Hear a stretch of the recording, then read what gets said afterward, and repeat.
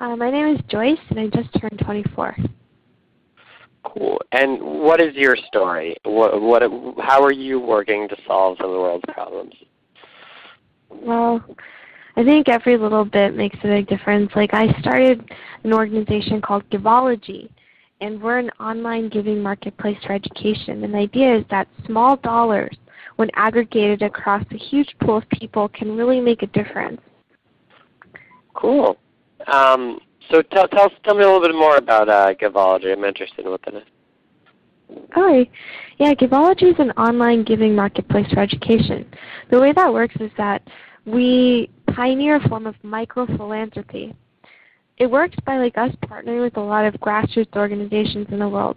We have 30 partners right now. We just did a count for our annual report in about 20 countries. And so they're not your World Vision, your UNICEF, the big organizations. Rather, they're innovative grassroots local initiatives.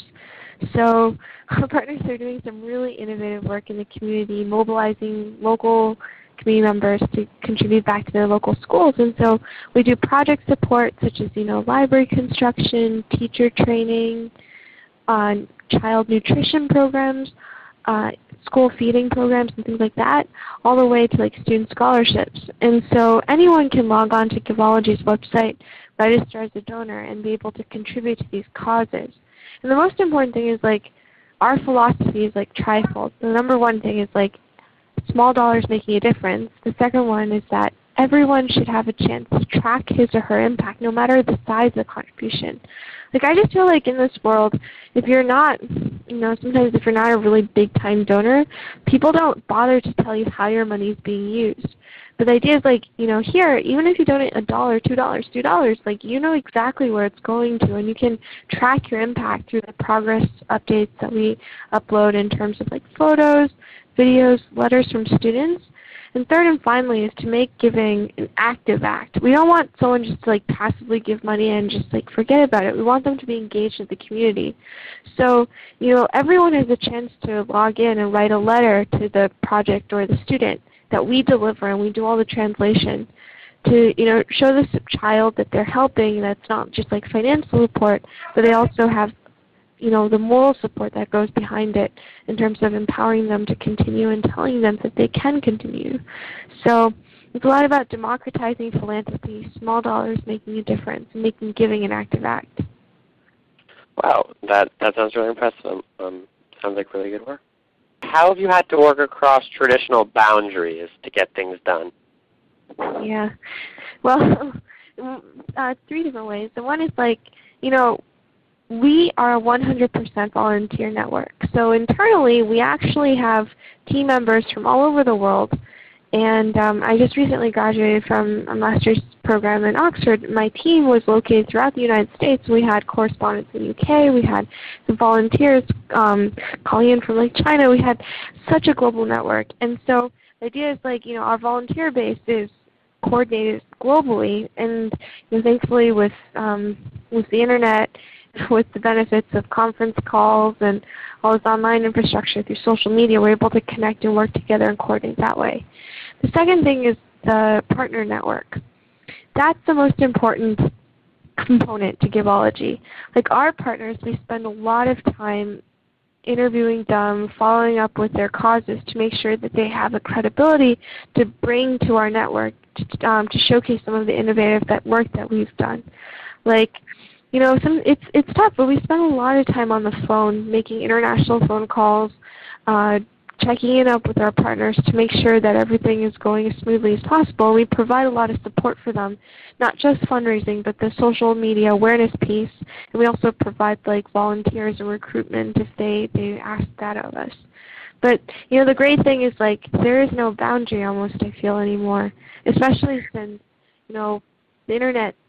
You can access a global pool of resources in a global community, and just all through your computer. So it's really tremendous that way.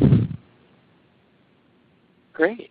How old were you when you got involved in civic engagement, and what inspired you to take action in the first place? Was there a moment you decided? Well, I've always been passionate about international development. in college, I actually co-founded a micro-business incubator for street youth in Lagos, Nigeria, Youth Bank, now rebranded as Generation Enterprise.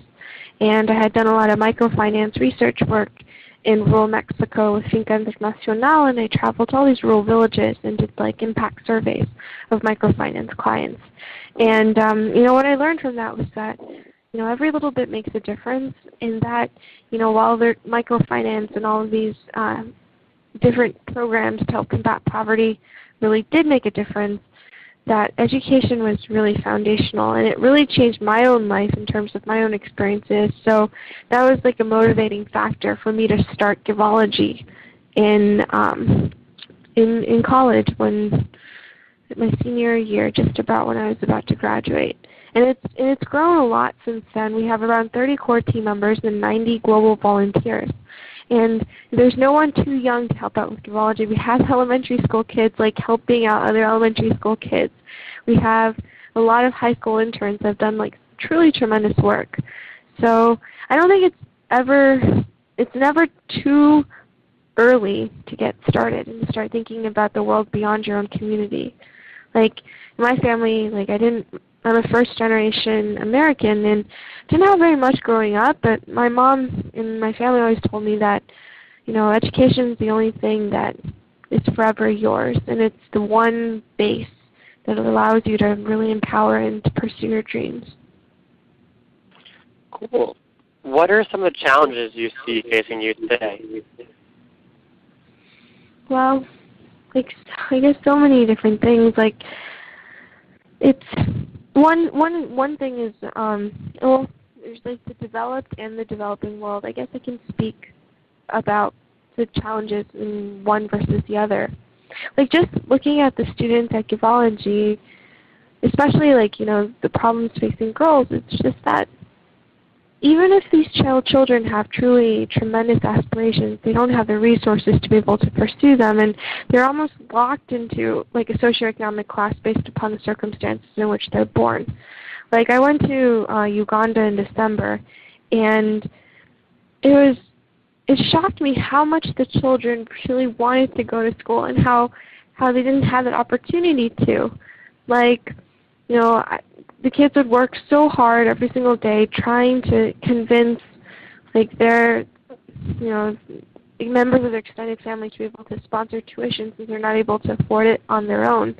And they didn't want to drop out of school, but they were oftentimes pulled out of school by their parents for the harvest or for the need to earn a wage. And so I feel like so much talent is lost because of the issues of just financial pressure, of poverty, and all of the aftermath that follows as well. And in terms of the youth in the developed world, sometimes I feel the world is getting more complex, and you see a lot of polarization in which people are more fragmented into their own communities, and they exclude others. And in light of the insecurities in the world and in the conflict that has occurred between different cultures, different religions, etc., I think people sometimes, even though we ought to be more integrated, there's so many different ways in which there's greater polarization.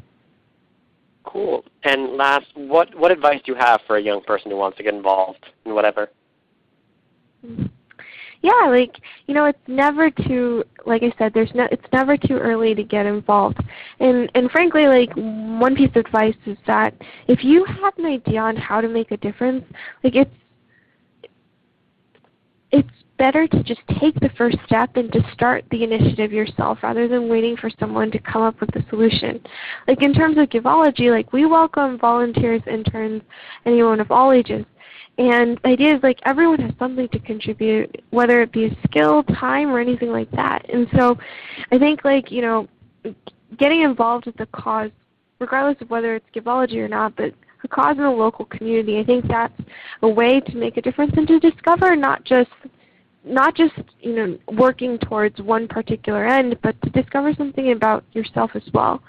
Our motto is give to learn and learn to give, and I think this makes a huge difference. Because in the process of giving and contributing and volunteering to a cause, you learn something about yourself, and you And surprisingly, you also become a lot happier as well. I think there's a study that showed that commitment to a cause actually boosted happiness in a way that no other material gain could possibly.